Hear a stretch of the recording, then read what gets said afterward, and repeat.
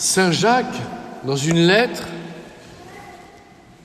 écrit « Les épreuves vérifient la qualité de votre foi et produisent l'endurance. » Aujourd'hui, le monde, la France, notre Église, nos communautés, nos familles, nous-mêmes, traversons des épreuves. Et nous l'avons bien vu cette semaine, elles sont multiples. Mais si nous sommes là aujourd'hui, réunis autour du Christ, qui se donne dans son corps et dans son sang, dans sa parole, qui se montre à nous par cette relique de la Sainte Croix, c'est que nous savons que nous serons vainqueurs des épreuves avec le Christ. Alors, comme nous le dit Jésus lui-même, n'oublions pas que si nous sommes en ce monde, nous ne sommes pas de ce monde. Et tout à l'heure, la préface nous rappellera notre patrie, la Jérusalem céleste, un lieu où la lumière de Dieu est omniprésente, un lieu où son amour ne connaît aucun obstacle. Et il nous appartient d'être le reflet sur terre de la Jérusalem céleste. Et c'est à mes yeux ce que sont les saints, des reflets sur terre de cette patrie qui est la nôtre. Dès lors, il nous appartient de souhaiter être les citoyens de cette Jérusalem céleste ou non. Il nous appartient d'être comme ces vitraux, des passeurs de lumière, ou bien au contraire d'être des murs.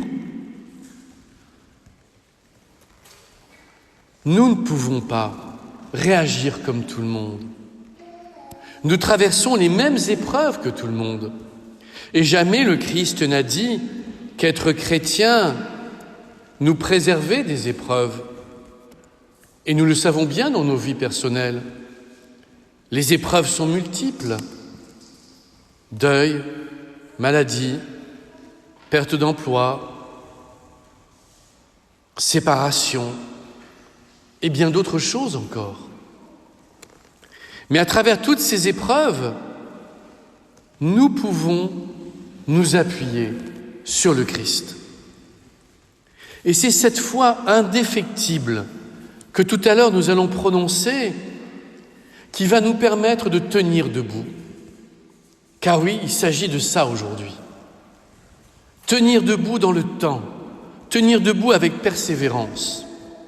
Et en tenant debout, d'aider à tenir debout ceux et celles qui nous entourent.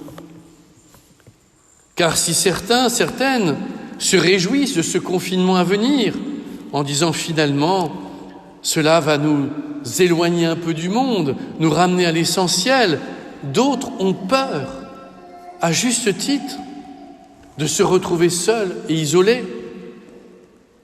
Alors il nous appartient, comme notre évêque nous l'a écrit cette semaine, d'être innovants. Ce confinement ne ressemblera pas au précédent.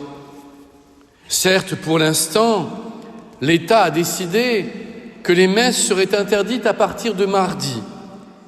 Mais des recours au Conseil d'État ont été déposés, dont nous attendons le résultat.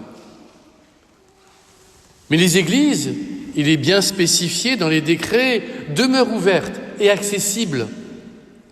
Et comme le dit notre archevêque, il nous appartient de nous y rendre pour y prier. Il nous appartient d'organiser des temps d'adoration.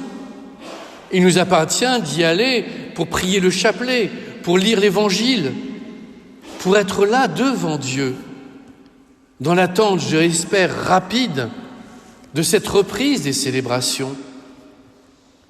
Et je ne vous cache pas ma profonde tristesse quand je vois de nouveau les catholiques se diviser sur cette question de la messe. Certains disent « Oh, il faut être comme tout le monde, tout rassemblement est interdit, alors interdisons les messes. » Mais une messe n'est pas un rassemblement. Une messe est bien plus que cela. Et cela va peut-être nous permettre de retrouver la substantifique moelle de la messe, son essence. Une messe est célébrée pour la gloire de Dieu et le salut des hommes. Je ne le répéterai jamais assez, car nous l'avons oublié. Si nous sommes là, c'est pour rendre gloire à Dieu. Et la gloire de Dieu ne s'arrête jamais, même en période d'épidémie. On ne peut pas s'arrêter de rendre gloire à Dieu. Et cela ne s'est jamais fait dans l'histoire de l'Église. Mais elle est aussi célébrée pour le salut des hommes. Le salut, un mot merveilleux, sauver, qui signifie aussi en grec guérir. Et le monde a besoin d'être sauvé. Le monde a besoin d'être guéri, parce que le monde est malade. Nous sommes malades. Nous sommes aveugles. Comment peut-on en arriver, quand on a été créé à l'image de Dieu, à tuer d'autres croyants au sein même d'une église? Le cœur de ces meurtriers est aveuglé. Il ne voit plus. Il est aveugle. Alors oui, le monde a besoin d'être guéri.